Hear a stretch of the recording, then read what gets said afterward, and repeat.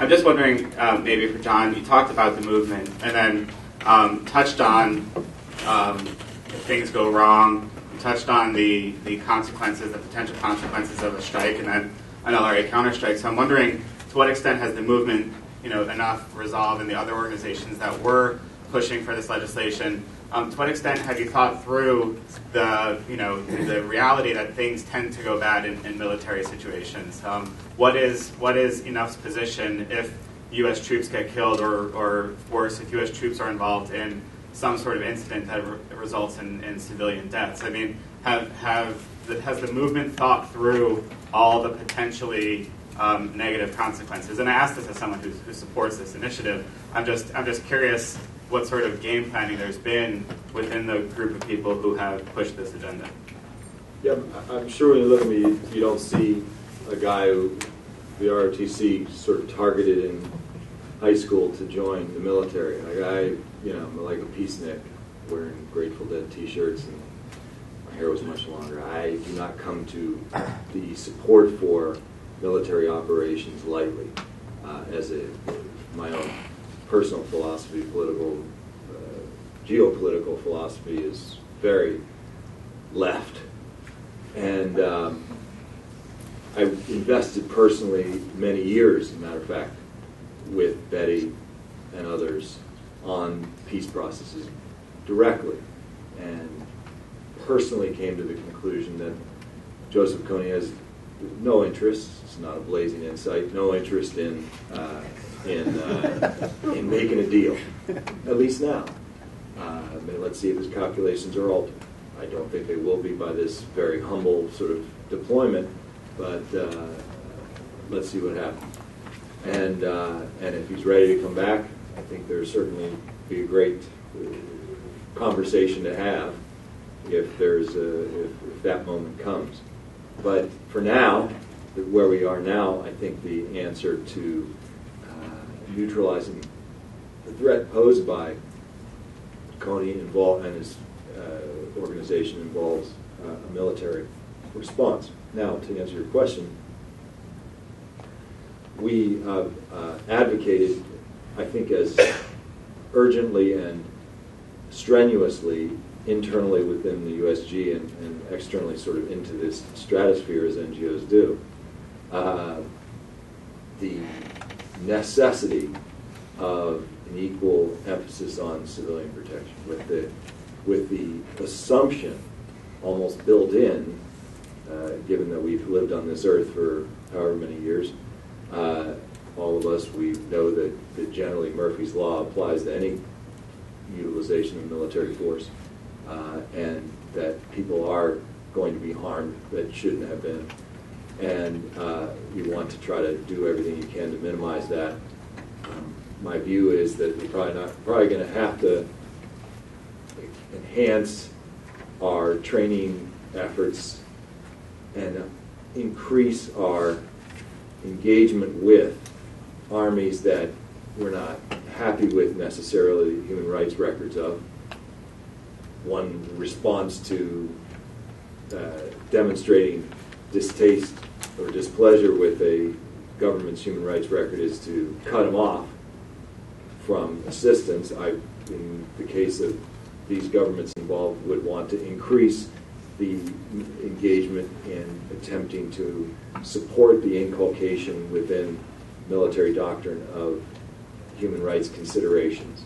So if we are going to get involved in a deeper way, as we have now decided to do, we almost have, there's no almost in it, we have a responsibility to increase our engagement with governments that are in a position to help protect civilians, even if that proposition to some in this room may be laughable, that the FARDC is going to be the first line of defense for civilians against the LRA, reprisal attacks.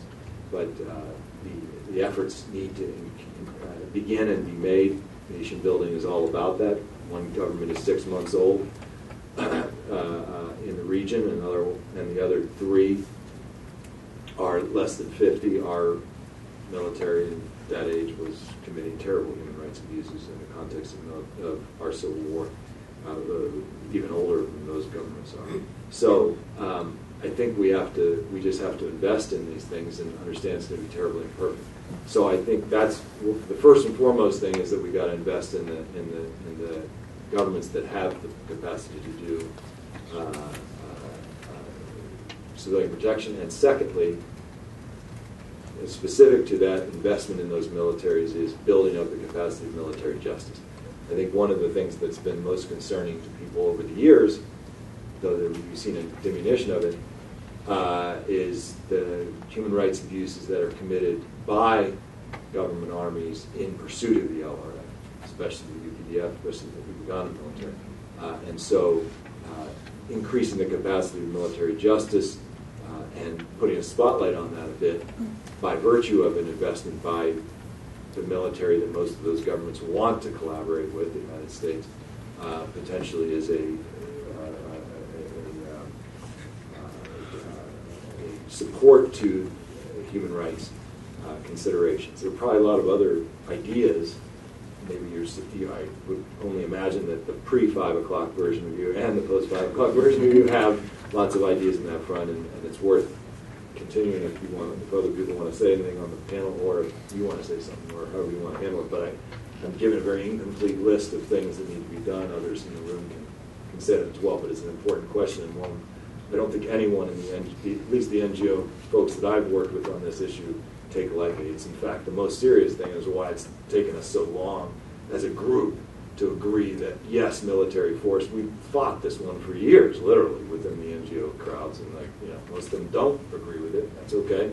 Agree to disagree, or maybe we don't agree to disagree. But at least the ones that have agreed to it do it with lots of footnotes and asterisks about protecting civilians and reducing or sort of enhancing the do no harm mantra that everyone certainly would want to prioritize in a situation like this. Would you like to comment further on that, or shall we? No, I think it's covered it all. The only tag of the question was the issue of what if there are consequences, American soldiers are killed, and that kind of thing.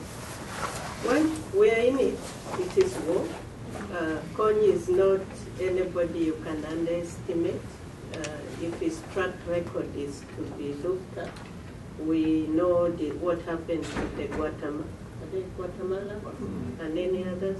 So the only thing is, I think we are sending, the people involved are intelligent enough, they are forewarned, they know what to do, and I think I hinted a bit about this thing of how long are we going to stay there in the military or whatever, because the more you start going round the area, the more then you will get to know your way of operation. And then also the credibility, I think John came out very clearly with it, is that the 3 armies, the 4 armies, what are they going to do with them? It's very, very critical that the lessons are taken seriously at the beginning. The leader must be known. If the 3 are going, then the soldiers involved must really have a good track record.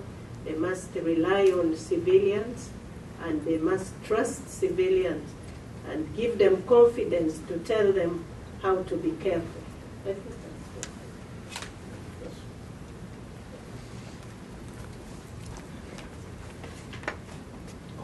Okay, over here. No. Right there. Hi, Rachel Oswald. I'm a journalist. I was at an event here last week, also on the LRA, and it was said then that the U.S. is facing a challenge of, in none of the 4 involved African countries, is dealing with the LRA their top national security priority. So, given limited resources the U.S. is going to invest in this, given what looks like a declining U.S. foreign assistance, what levers does the U.S. have to push diplomatically for Uganda, CAR, DRC, South Sudan to invest more in resolving the LRA? Cameron, do you want to take that one since it's addressed to? Sure, yeah. I mean, I think that diplomacy is the cheapest tool that we have, and I don't understand why we don't do more of it. John was right that I like Barry a lot. Barry Walkley, who's our new, I think he's a senior advisor on Great Lakes. But we need a staff, and we need a team of people. And we could have a staff and a team of people for a defined period of time to really, I think, make a difference and corral other countries into supporting this. I think there's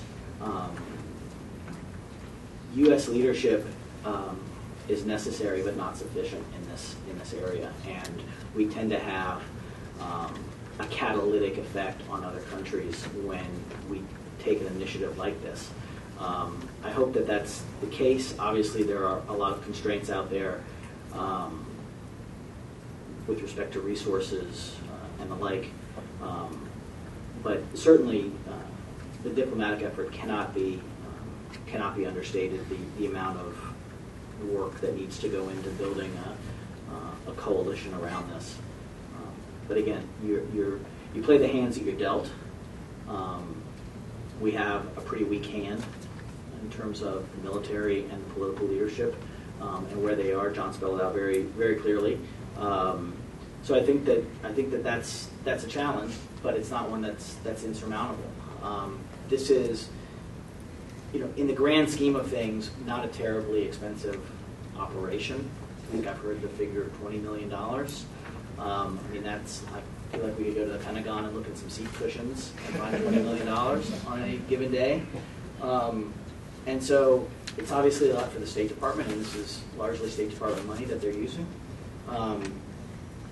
But these are not expensive efforts to really build a coalition internationally around this issue. I felt like we had it around the Juba peace talks, and I think unfortunately we tend to focus. We focused in late 08 and 09, and we're focusing now on the military component because that's sexier than a bunch of guys in a conference room somewhere. And you can kind of visualize that, and there's some attractiveness to it. But I think it's the flip side of this thing that is where the difference will be made in the long term. Because again, I think Veronica said it. This is the military component is generally the first, but it's never the last part of this. The last stuff is going to be done by NGOs and aid groups and USAID and other groups to rebuild these societies that have been devastated by this. And so if those efforts are not going on simultaneously and in parallel to all of this, then when you do get that lucky break on the military battlefield, you're not going to be prepared for what could be consequences from a lucky break.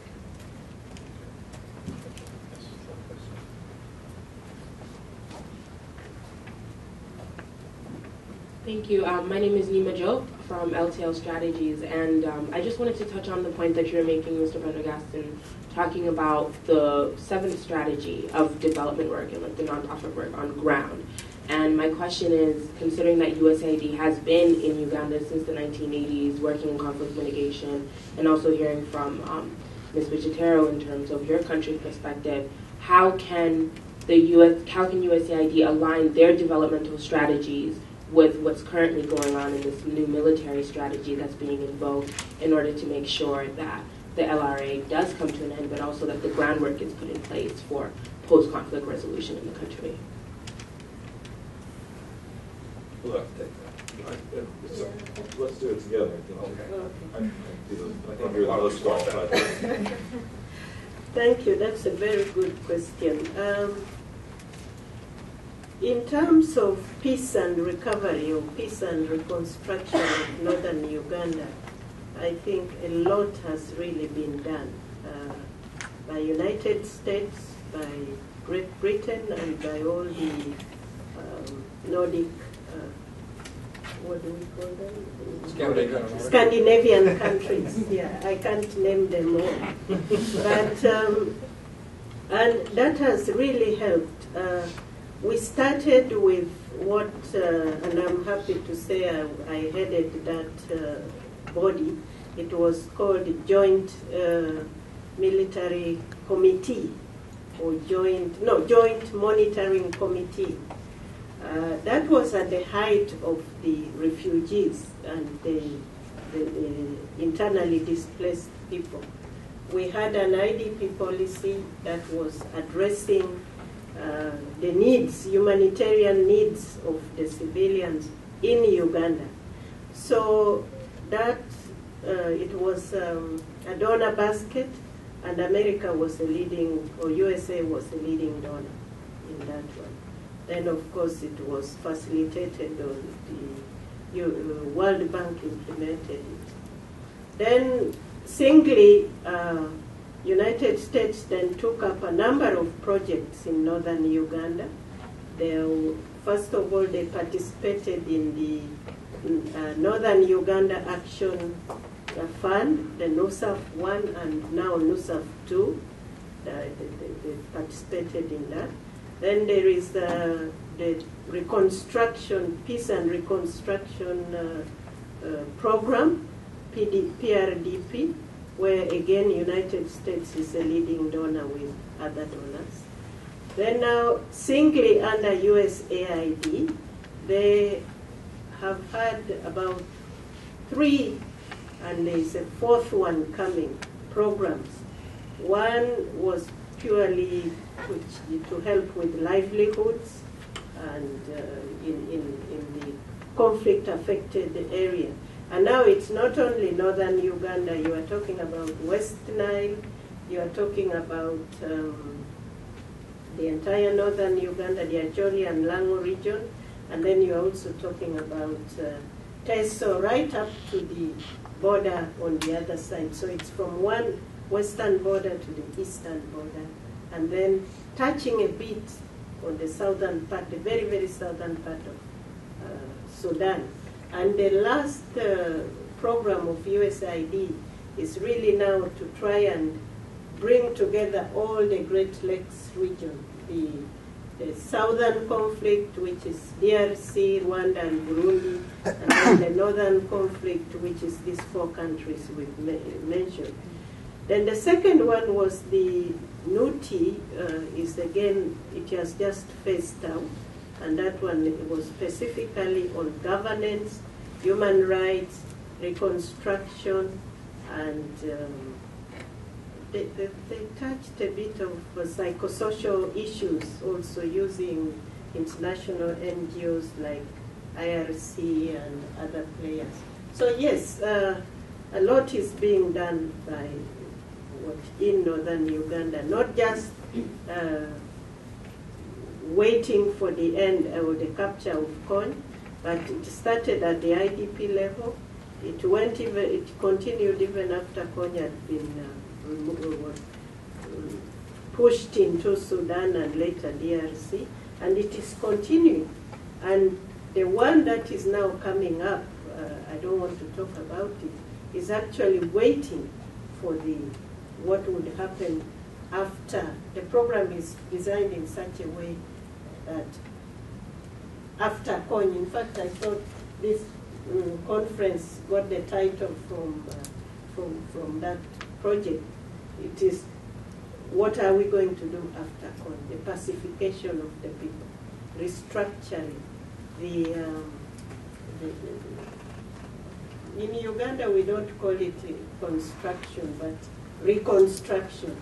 South Sudan has chosen construction because as far as they're concerned, everything was destroyed, there is nothing to reconstruct. I don't know if I covered it up. I think maybe what we ought to do, if you don't mind, John, is to take a couple more questions, perhaps together, and then ask each of you to spend a couple of minutes replying to those and maybe making a kind of concluding comment, but we only have about 10 more minutes left at most. So, okay, so let's just ask everyone, but make your questions brief and to the point, and if you will, please.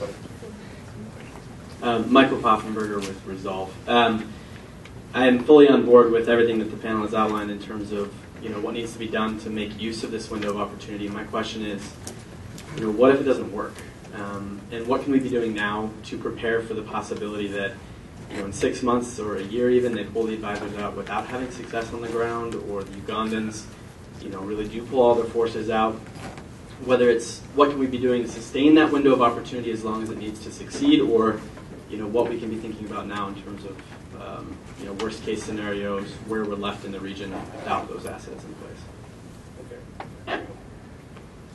Hi, I'm Adam Byrne. I write the blog LRA Watch. It's lrawatch.wordpress.com for anyone who might want to have a read. There's been a lot of talk in the media recently about drones, and I'm wondering from the panel members, Mr. Prendergast, what perhaps your charity and other charities might think of the use of a drone, perhaps to take out Joseph Kony. Mr. Hudson, if you think that's even a possibility, and Ms. Bichetero, what you think the reaction to that may be in the region.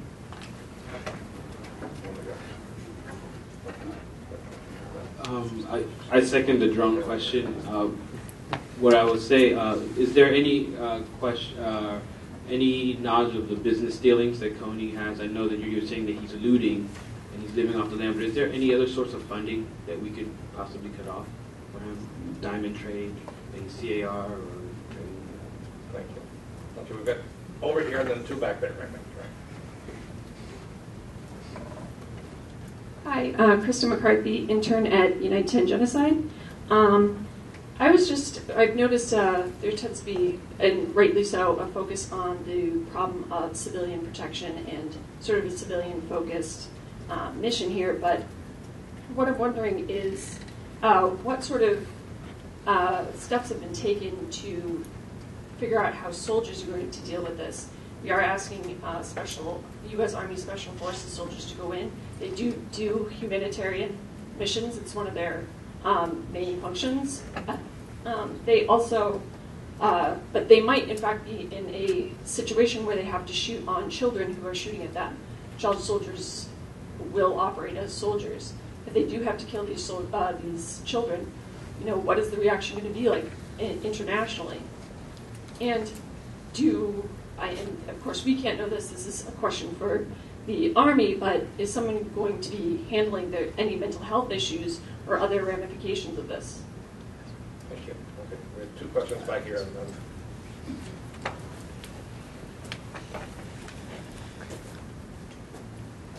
Hi, thank you for your presentations. My name is Dimitar. I'm a master's student at the Security Studies program at Georgetown. And from what I've read so far and from what I've heard from the panel is that we're dealing with an insurgent organization that uses terrorist tactics. But the way that it's been responded is by counterterrorism measures. And my question is, why have you chosen, was it discussed to use counterinsurgency at all, where you protect the population and don't go necessarily after the organization itself? Was that ever discussed, and why was counterterrorism chosen over counterinsurgency? Thank you. Okay, and last, right there with the red scarf. Hi, my name is Malin Zarabrook, and I'm a graduate student at George Mason in conflict resolution. And my question is in regards to the military capability of the LRA right now. There was a question about sources of funding. Are there any concerns that there are foreign sources of support, and will that affect the military operations against the LRA? Okay, thank you. We have a lot of questions. Why don't we start with you, John, and work backwards this way, and hopefully you won't repeat one another, but we'll pick up on the questions that the previous speaker has not answered. So really try to get them all in at once, John. Well, advantages and disadvantages went first. I get to say all that stuff, and you guys are like, oh. But on the other hand, I have prepared my remarks. Anyway, so we'll try, and I'll answer as many of them as possible, probably terribly superficially. Back to the first question, there is a relief to recovery continuum, and in principle and in practice, it's a lot harder to time it, but one can see the development of that in Uganda, in northern Uganda. This effort to try to enhance accelerate investment in longer-term self-reliance, community self-reliance. You see the effort, at least, and I have no particular expertise in it, but you see the effort to try to get Ugandan civil society Uganda local government, Uganda national government, and donors working together to try to define these different programs as they sort of go. Veronica laid out all the phases of sort of development consensus over the last decade, and certainly the intention is to maximize collaboration. Certainly there's, from hearing from local sources in northern Uganda, there's much more to be done to perfect that and increase the ownership and leadership of the northern Ugandan communities and local government. But so I think everyone understands that. And then of course, I think your question was about, what would the effect of the military operation be? Well, of course, the military operation, unless the LRA comes back to northern Uganda, this is all a question more for the communities affected in the other 3 countries, which don't enjoy this level of investment that northern Uganda has had. I mean, so it's institutionalized now, this whole investment, post-war reconstruction. They fit in clearly and neatly to that category and thus benefit greatly from all kinds of different windows of support that none of those other 3 do. So anyways, lots of lessons to learn, much improvement to be done, and then replication in other parts as consolidation of the piece expands. Big, tall order. Michael, I'm afraid to even articulate the scenario of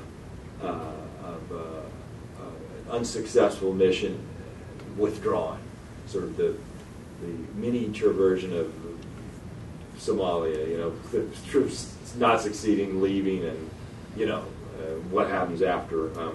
So what I'm going to do is chicken out of that and say that that once they are deployed, and I like some of the rhetoric that some of the military folks have in the sense that, only in the sense that some of it is really, but some of it is that we aren't going to leave until it's mission accomplished.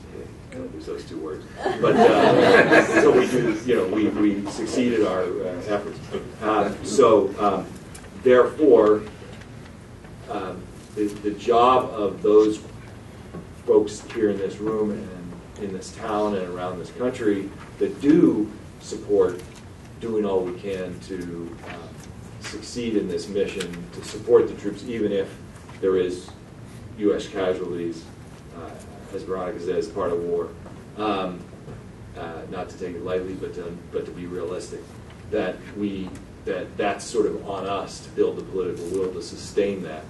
And I also feel very confident in that because I like the NGO, the transition. The NGOs were all in for the peace process. Like, I don't know how much more the U.S. NGO sort of coalitions could have been supportive of the LRA negotiation efforts, and in the aftermath of its failing, now some of them transitioned to this, and I think that there is a solid group of organizations working on campuses, working with faith-based groups and other constituencies that would sustain political will even if tested. So I definitely punted your question. I'm telling you that. Third, the drones. 2 people asked about the drones.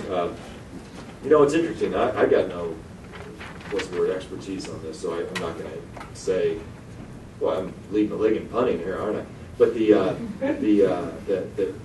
part of what the deployment of these forces is about, for those of you that have been hiding under rocks, is sorry, that wasn't meant to you. That was mean, like, it's pretty obvious, but I'm the master of the obvious. I'm about to state the obvious case, which is part of deploying is not going out there and going assassinating Joseph Kony. It's gathering intelligence, building an understanding of the terrain and the movements, and then building a viable plan for executing the objective of the operation. And so if I think I'm reasonably convinced if there is a compelling argument for air assets in the context of an operation that could potentially neutralize the leadership of the LRA, I believe the U.S. government would authorize such a thing without any inside information.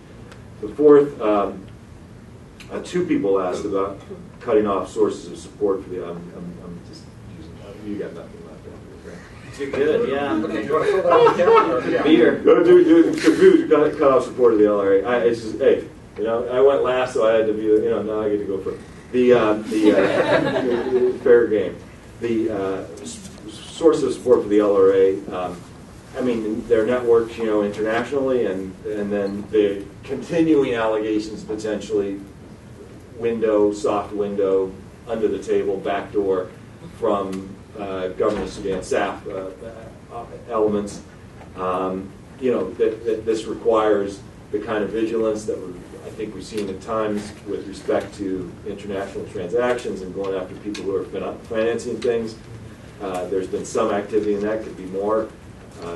I don't know all about what goes on, but it's claimed to me that people are doing stuff on that. And then, of course, the talking point and the diplomatic pressure that occurs on a regular basis with the Sudanese regime, with the multiple issues that we have in play with them. One of those talking points has been throughout the Bush and Obama administrations, and Clinton back then has always been to this effort to try to contain or stop or prevent the resumption of Sudanese support for the LRA, state sponsorship, which is sort of the nuclear, the worst case scenario. So those two areas seem to be the areas that need to be constantly worked. Those international folks, and I don't like to use the word diaspora. I just used it because most people in the diaspora don't support what the LRA is doing. Then vast. It's a very small group of people who are willing to use this heinous entity to undermine Museveni's credibility. The fact that they're not in Northern Uganda anymore may probably have dried up that source of support. I don't have inside info on that, but so my worst fear would be some sort of Hail Mary pass by the GOS to undermine South Sudan or undermine government of Uganda or whatever its objectives are to resume support for the LRA. So that would be what I'd worry about. U.S. shooting child soldiers. There's a concept of operations. They try to minimize civilian casualties. That's just going to be one of their biggest efforts to try to prevent that from happening. And again, it's war, so some bad things happen, but it's the thing that everybody's going to try to guard against, and everyone talks about it in the military about what are we going to do if that's the case. So and again, it's beyond probably any of us in this room, unless there's some secret special forces people in here, of how you actually undertake an operation in which you minimize civilian casualties with respect to child soldiers. Thank you. Okay, I'm trying to be quick. I want to get everyone a chance to talk before we lose our audience here. But, I'll be beyond quick. I would say that to kind of wrap some of those questions into a meta point. The reason that I think we are undertaking, the U.S. government is undertaking the present course of action, is because those other options, sort of a more robust military effort, use of drones, or a more kinetic approach, weren't feasible. And they weren't feasible for a variety of reasons. And it could have been resource-driven, it could have been legal reasons. There was a great debate that went on prior to OLT, which was, can you use a drone and can you use drop a bomb on one of these camps and take him out and be sure of taking him out? So these questions have been asked and answered.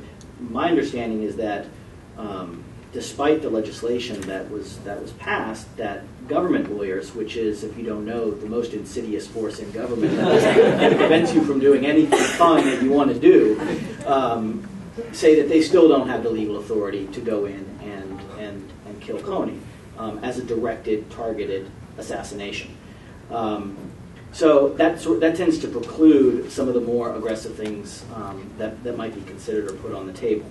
I do think, though, that absent that and absent this mission succeeding, that the things that are already being done can continue to be done and be amplified. Creating community networks of civilian protection, cell phone networks, roads being built. I mean,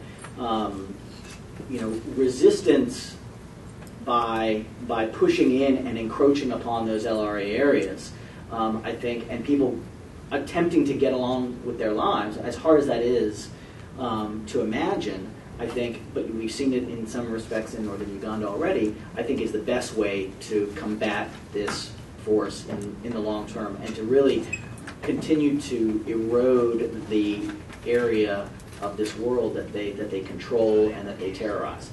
I think that is, because unfortunately, in response to the last question, we can't protect every village at the same time. And MONUSCO's done a lot more, and they're trying to do more, and the UN's trying to do more, and this effort is another effort to do more, and the regional governments are trying to do more, but we can't be in every village. This is a guy that has reach across 4 countries and hundreds of square kilometers of territory. So we can't protect every village. We can't be everywhere at the same time. But I think the community-based efforts that are already underway should continue and be amplified, and then they can pivot to a reconstruction period. They can pivot to what needs to come after a successful operation. Thank you. Veronica, you get the last word then. Thank you. I'm glad I have it. I think I support every word or the answers that my colleagues have given. Now, I just want to emphasize 3 things. What is the strength of the LRA? There are not more than 200 to maximum and very maximum, including injured children, wives, and what, maybe 200 to 400. But the way they operate is very deadly. You know, these are guerrilla activists, or they're very active. 1 or 2 can terrorize 1/4 of DC because they just go shooting senselessly and that kind of thing. So they are lethal, and they don't care. They don't care. They don't look for military targets. They just shoot sporadically at people, at anything, destroy property, destroy and destroy. That's 1. 2, what if it doesn't succeed? I said from the beginning I'm optimistic, and I think Cameron was very clear and said what happened in 2008 is very different from what is happening now. God knows people are coming for him. He's not going to rely on one Ugandan sympathizer calling him and telling him they are coming for you. He knows they are coming for him. And then, of course, I have had the privilege of listening to the Secretary of, Assistant Secretary of State for Africa the other day. And he said it is not open-ended, but they will try and stay there as long as they can. And then it will be reviewed from time to time. So what if it doesn't work? To the pessimist, it will be reviewed from time to time. Now, on who is helping, I mean, the players and the supporters of John, you're very daring. You at least threw a bullet at one supporter. But I want to tell you, as somebody who has been on the ground and somebody who comes from the region, I was very, very shocked when we were in Juba trying to find peace. And then the amount of manipulation, the amount of support that was being given to the LRA, both logistics, military, even as we were talking, people were actually helping. And then I look back, I still look at it and I say, well, it is then the world of commerce. Because surely somebody is selling, up to today, still selling guns to the LRA, giving him all the logistics. He has the satellite phones, he has the highest state-of-art equipment, and you wonder.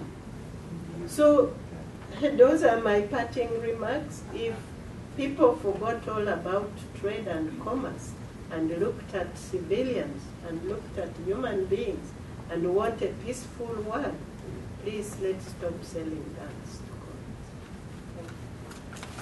Thank you very much.